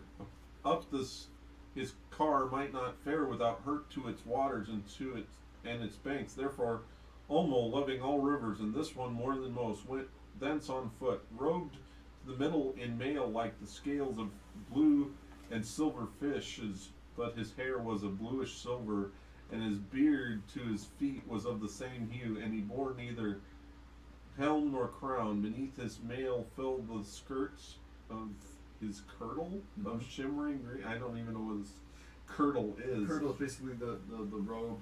It's the bottom of his robe. That's the first time you gotta understand. I don't know too many words. I mean, miss too many words, but that's interesting. Okay. It's mentioned in Narnia. There's the Lady of the Green Kirtle. It's basically another word for dress or Isn't it skirt. kind of like Of that leather Roman skirt? Yeah. Oh, okay. That's what Shimmering green, and of what substance these were woven in is not known, but whoso looked into the depth of their subtle color seemed to behold the faint movements of deep waters shot with the stealthy lights of phosphorescent fish that live in the abyss. Cool, man. I like that. That's some. They say that Aquaman was not cool. That's some cool Aquaman Let's get stuff some right Olmo, there. man. So he's bringing some bait fish with him? You know, There you go. Girt he was with a rope of mighty pearls. Oh, wow. And he was shod with mighty shoes of stone. Oh, jeez. Can I just mention a quick thing? So this is interesting because this is an early version where Olmo is coming up the river. In the published version in the Silmarillion, it's that he comes to the shore of the sea and speaks to Tor. That's an interesting change that Tolkien decided to make, but I like this. He This is ditched interesting. his car because he didn't want to damage the river. Well, but you know what? I think it's kind of like because he's an Andor and he's water. Wouldn't this be almost like a tsunami coming up on land in some ways? I like get this because image he of would. this whale surfing on a big wave. Yeah, like that. That's exactly what I'm saying. Yeah, exactly like that. So. The back page of the book. The dust cover, technically. Still, that is kind of cool. His- Kind of reminds his me of. car is somewhat. Did you guys ever see Yes. Prince of Egypt? Quite. Yes. Where they're walking through the sea Yeah. and there's a lightning bolt and you see a giant whale Yeah. like swimming Silhouette. next to Yes. them, right? Yeah. And Uh-huh. I always thought that was like the coolest part of the movie. It is cool. Okay, carry on reading cool things. Thither he bore to his great instrument of music, and this was of strange design, for it was made of many long twisted shells pierced with holes. Blowing therein and playing with his long fingers, he made deep melodies of a magic greater than any other among musicians hath ever compassed on harp or lute or lyre or pipe or instruments of the bow. Then coming along the river, he sat among the reeds at twilight and played upon his thing of shells, and it was nigh to those places where Tuor tarried, and Tuor hearkened and was stricken dumb. There he stood knee deep in the grass, and heard no more the hum of the insects, nor the murmur of the river borders, and the odor of the flowers entered not into his nostrils. Okay, so is this like like panpipes made from shells? Actually, I was thinking it was like a flute made out of conch shells strung together. There's this idea, though, that the deep speaks to deep, right? Isn't that kind of the idea? Just says thing of shells. Well, yes, but he's representing the ocean, the sound of the ocean, because all the elves are drawn for some strange reason. Even Legolas were drawn to the sound of the ocean. Many long twisted shells. Well, I'm somebody who grew up near the coast and spent a lot of time. And Yes. I understand that feeling. I miss the ocean a lot, and not this Seattle inland thing. That's I'm talking where waves crash on the beach and you get that sound and that rhythm, and there is just something visceral about it. I used to spend all day in Northern California. Beaches made out of rocks. Not about So- big. So Tuor was a man, was he not? Yep. Not an elf. Yeah. But here it says that Ulmo played on it. It was made of many long twisted shells pierced with holes. Yeah. Wow. It sounds like a shell version of a pan pipe. Yeah, that's interesting. Okay, well, But this is probably not quite. A panpipe is kind of high pitched. This No. is more like a. No. Pan pipe is the whole range. I can show you. I've got a big one. Well, no. I'm saying that it's it's pretty big. If Ulmo's played. yeah, that's what I was saying. That's what You'd I'm be getting at. surprised how Like a low. pipe organ. Well, You I don't have to go understand, very but low for it to I be think pretty the deep. depth of what he's talking about. Have you ever sat in a concert where you feel, Oh yeah. you don't necessarily hear it, but you can Resonate. feel Sure. it. The Resonate. yeah. I think Oh, yeah. that's what he's trying Feel to the get at. bass, You know the those bass, large the outdoor- bass. Right. You know I those large go for that's why outback my pipes? music is loud. I feel it through my body. The Aboriginal Yeah. large Did you outback do- pipes. Yeah. Probably something, that would be an easy size for them Nice, to nice. manipulate. I think he took narwhal horns and made it into a panpipe thing. I didn't realize music was a nose blocker, though. So, Nose fla- blocker. the odor of the flowers entered not into his nostrils, but he heard the sound of waves and the wail of seabirds. And his Have you soul gotten leapt for Have you gotten to rocky that second places. paragraph on that page No. yet? No. Because it reminds me of a song. Okay, carry on. Rocky places and the ledges that reek of fish, for the splash of the diving cormorant, another bird, and those places where the sea bores into the black cliffs and yells aloud. My word. This is very descriptive here. Then Ulmo arose and spoke to him, for he came near to death, for the depth of the voice of Ulmo is of uttermost depth, even as deep as his eyes, which are the deepest of all things. And Ulmo said, O Tuor of the lonely heart, I will not that thou dwell the forever in lonely fair heart places is much of better birds than. and flowers, nor would I lead thee through this pleasant land, but that it so it must be. But fare now on thy destined journey, and tarry not, for far from hence is thy weird set. Weird is isn't that another reference to fate? This time? Yeah, I think so, isn't it? What? Weird meaning fate, meaning Doom. the weird has come upon me, the doom has come upon me. Now must thou seek through the land for the city of the folk called Gondaflem. Gondathlum, or the dwellers in stone, and the Noldai shall escort thee thither in secret for fear of the spies of Melkor. Words I will not set. I to your will mouth. set. Oh, I will set to your mouth there, and there you shall abide a while. Yet maybe thy life shall turn again to the mighty waters, and of a surety a child shall come of thee, then, whom no man shall know more of the uttermost depths, be it of the sea or the firmament of heaven. Foreshadowing prophecy. O tour of a lonely heart is much better than a. Is much better than a. Is much better than a. Old French. It's Cor- odor of a lily odor for that cormoran. one. What? Which the The bird. cormoran, Old French cormoran from the medieval Latin corvus marinus, or sea raven. I think Because they're Corvus- black, I think. Corvus is, Yeah, they're uh, black and Corvus white. They're kind Yeah. of like Yeah. a penguin color almost. Richard, you want to take a crack at it? And there are 130 species of In Spokane. cicadas in Not South Elmo. Africa. Jeez. So there isn't a Elmo? set every 17 years. It's just constant. So that's why he gets Wow. Actually, something that popped into my head was that did they have paleo cooking in Gondola?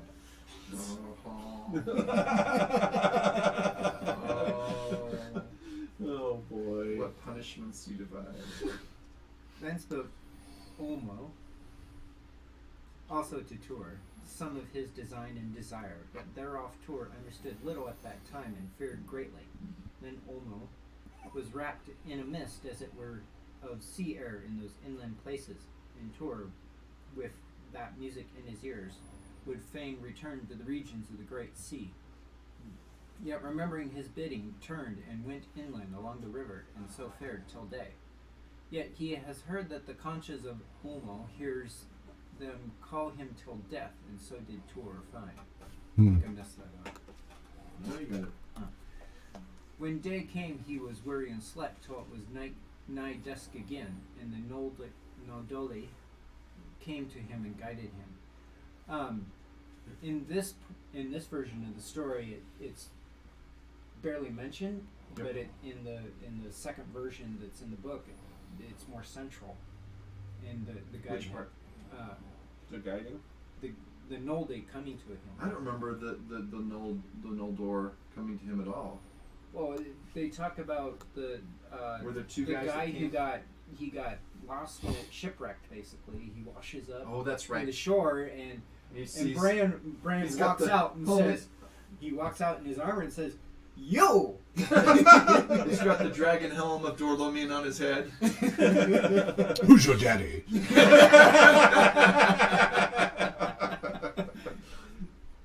Well, I guess I better guide you then. Stuck in your head now, isn't it? Earwormed. All right. Evil. So fared he many days by dusk and dark, and slept by day, and because of this came afterwards that he remembered not over well the paths that he traversed in those times. Now Tur and his guides held on untiring, and the land became one of rolling hills, and the river wound about their feet, and there were many dales of exceeding pleasantness. But here the Noldoli, like a dole, Sure. became ill at ease. These, they said they, are the confines of those regions which Melkoth infesteth with his goblins, the people of hate. Far to the north, yet alas not far enough, would they were 10,000 leagues. Lying the mountains of iron where sits the power and terror of Melkoth, whose thralls we are. Indeed, in this guiding of thee we do in secret from him. And did he know all our purposes, the torment of the Balrogs would be ours. Wait, I'm That's confused. interesting. First of all, why he was always going back and forth, wasn't he calling them orcs? So why would he call them goblins This here? is an early version. Yeah, Yeah. Tolkien, like he's calling the Noldoli gnomes. Yeah. Yeah. This is his older He language. called them So- goblins in the Hobbit. Yeah. This So is- it's very specific in the introduction that he left a lot of the wording the same as what his father put in to let the reader see the changes as they came along. Oh, okay. Well, that's interesting that he It is. calls them goblins. Sure. in the Lord of the Rings, he switched to orcs. Well, and sort of, because you it's mostly orcs, but then it seems like there's still some There are references. some, yeah. But mostly orcs. Yeah. Right, but Orcs goblins is- aren't. I thought goblins were like a Goblin. derivative. Like they were orcs, Like a but small not orc. quite Yeah. as big. Yeah, yeah. As A snaga maybe, Yeah. or something like that. Snaga. Difference That's between snap. a The difference between an upperclassman and a bully. Meat's back on the menu, boys. Sorry. How about somebody take over? Hawk, did you want to? Sure. Which page? Well, the dusk and dark and traveling at dusk reminds me of a favorite story that I'm about to start reading to my daughter. Okay, so the last paragraph, 47, is where you're starting? Falling then into such fear. Horse and its boy. Oh, yeah. I don't know. Okay, next page, 40, Which top is 48. interesting to the fact that they say, well, we're guiding you, but we're thralls of Melko, which, again, that's an early version of his idea. Right. These gnomes are somehow, good folk who are thralls Right. of the bad guy. Right. Enslaved. Enslaved, but yep. later on that's changed. Kind of like Yep. Christianity's thing about being enslaved to sin. Okay. Well, he added more nuance. He started out with a more basic trope and then added more layers of nuance to the circumstances. Falling then into such fear, the Nodoli soon after left him, and he fared alone amid the hills, and their going proved ill afterwards. For Melko has many eyes, it is said. And while Tuor fared with the gnomes, they took him twilight ways and by many secret tunnels through the hills. But now he became lost, and climbed often to the tops of knolls and hills, scanning the lands about. Yet he might not see signs of any dwelling of folk, and indeed the city of the Gondolthim was not found with ease, seeing that Melko and his spies had not even yet discovered it. It is said, nonetheless, that at this time those spies got wind thus that the strange foot of man had been set in those lands, and that for that Melko doubled his craft and watchfulness. Now when the gnomes out of fear deserted Tuor, one Voronwe, or Bronweg, followed afar off despite his fear, and when chiding availed not to enhearten the others. Now Tuor had fallen into a great weariness and was sitting beside the rushing stream, and the sea longing was about his heart, and he was minded once more to follow this river back to the wide waters and the roaring waves. But this Voronwe the faithful came up with him again, and standing by his ear said, O Tuor, think not that but thou shalt again one day see thy desire. Arise now, and behold, I will not leave thee. I am not of the road learned of the Noldoli, being a craftsman and maker of things made by hand of wood and of metal, and I joined not the band of escort till late. Yet of old have I heard whispers and sayings said in secret among the weariness of thraldom concerning a city where Nodoli might be free, could they find the hidden way thereto. And we twain may, without a doubt, find a road to the city of stone, where is that freedom of the Gondolthlim. We built this city on rock and roll. Well, we built this city on wood and metal, because it's of wood and of metal. Well, the lithium is a reference to stone. Gondolthlim. Gond is. It's stone. Gond is stone. Yeah. From Gondor. Gondor. Yeah. Wood and stone, man. Know then that the Gondolthlim were that kin of the Noldoli who alone escaped Melko's power when at the battle of unnumbered tears he slew and enslaved their folk, and wove spells about them, and caused them to dwell in the hells of iron, faring thence at his will and bidding only. Long time did Tuor and Voronwe seek for the city of that folk, until after many days they came upon a deep dale amid the hills. Here went the river over a very stony bed with much rush and noise, and it was curtained with a heavy growth of alders. But the walls of the dale were sheer, for they were nigh to some mountains which Voronwe knew not. There in the green wall that gnome found an opening like a great door with sloping sides, and this was cloaked with thick bushes and long tangled undergrowth, yet Voronwe's piercing sight might not be deceived. Nonetheless, it is said that such a magic had its builder set about it, by aid of Olmo, whose power ran in that river even if the dread of Melko fared upon its banks, that none save of the blood of the Nodoli might light on it thus by chance. Nor would Tuor have found it ever but for the steadfastness of that gnome Voronwe. Now the Gondolthlim made their abode thus secret out of dread of Melko, yet even so no few of the brave Nodoli would slip down the river Syrian from those mountains, And if many perish so by Melko's evil, many finding this magic passage came at last to the city of stone and swelled its people.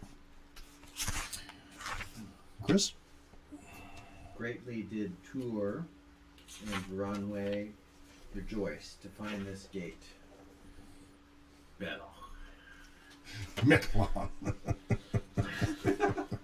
Yet, entering, they found there a way dark, rough-going, and circuitous, and long time they traveled, faltering within its tunnels. It was full of fearsome echoes, and there a countless stepping of feet would come behind them, so that Veronway became adread, and said, "It is Melko's goblins, or the orcs of the hills." Then they would run, falling over stones in the blackness, till they perceived it was but a deceit of the place. Thus did they come, after it seemed a measureless time, of fearful groping, to a place where a far light glimmered. And making for this gleam, they came to a gate, like the one that by which they had entered, but in no way overgrown. Then they passed into sunlight, and could for a while see naught. But instantly a great gong sounded, and there was a clash of armor, and behold, they were surrounded by warriors in steel. Then they looked up and could see, and lo, they were at the foot of steep hills, and these hills made a great circle, wherein lay a wide plain, and set therein, not rightly at the midmost, but rather nearer to that place which where they stood, was a great hill with a level top, and upon that summit rose a city in the new light of the morning.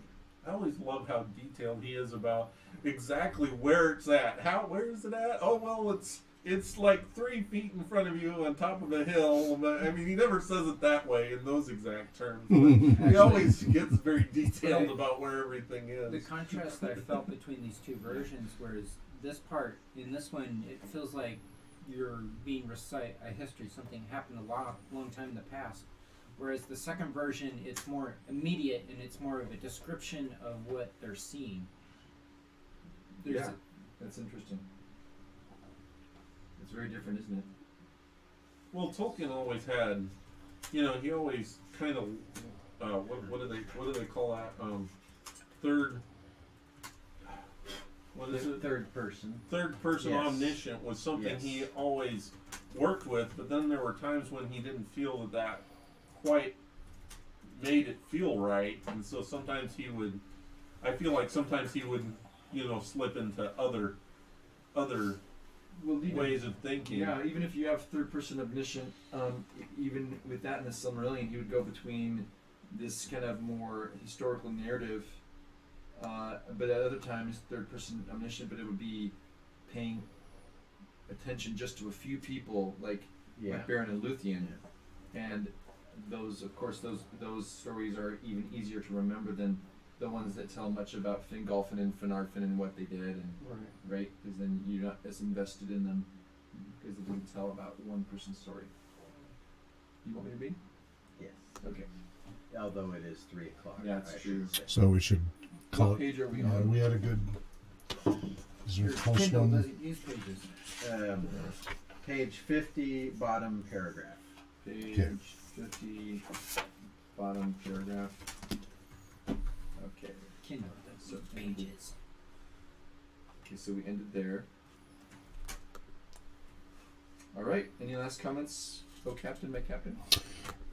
We'll see you guys in exactly a month on March 16th from 1 to 3 p.m. Is that right 30 here. days from now?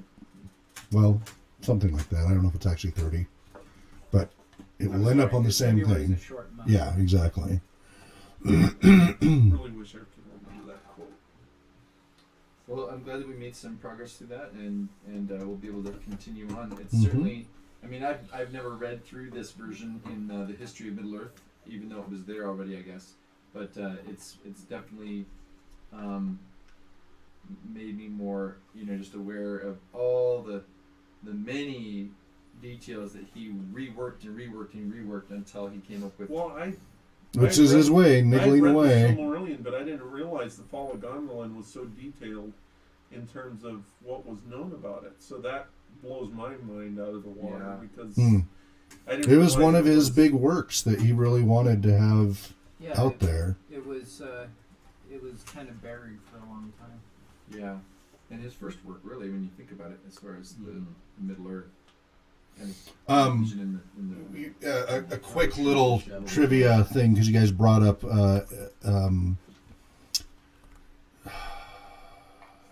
Arendelle. Arendelle.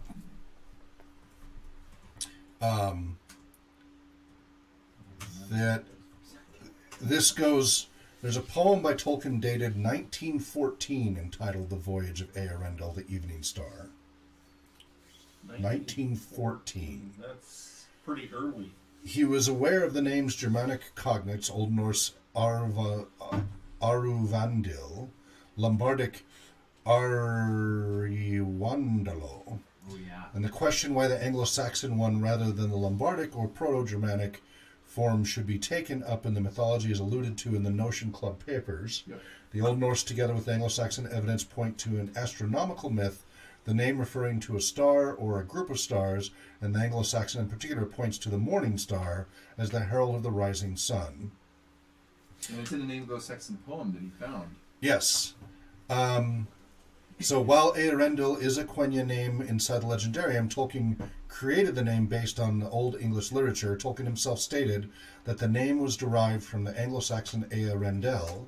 He says that he was struck by the, quote, great beauty, and unquote, of the name as early as 1913, which he perceived as, quote, entirely coherent with the normal style of Anglo-Saxon, but euphonic to a peculiar degree in that pleasing but not delectable language, end quote. And then it talks about the poem.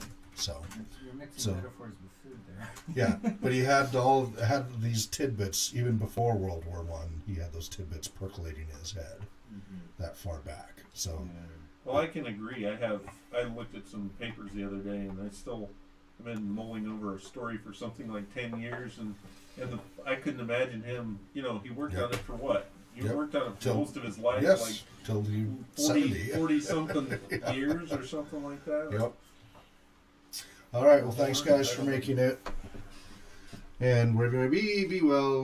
We're on TolkienScholars.org. Namarie. Namarie.